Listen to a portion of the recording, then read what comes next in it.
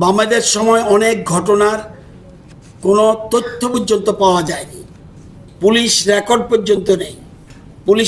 পর্যন্ত নেই। আপনারা জানেন একটা দুঃখজনক ঘটনা, কালাছড়া স্কুলের পাশে, এটা হলো আগে বেলুনিয়া থানার অধীনে ছিল, এখন বেলুনিয়া থানার অধীনে ছিল, এখন শান্তিরবাজার থানার অধীনে।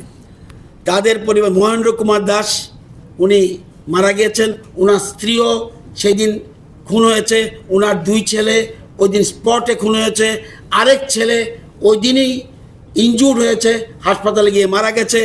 ওই যিনি হাসপাতালে মারা গেছে ওনার স্ত্রীও আহত ছিল, পরে জীবিতে মারা গেছে।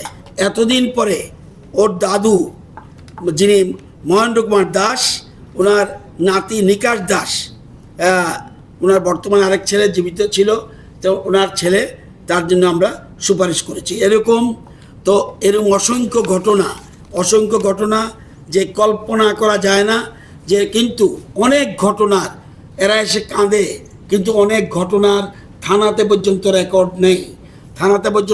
নেই। আপনারা জানেন এরকম অনেক ঘটনা। আমি কতগুলি ঘটনার কথা মাত্র বলেছিলাম।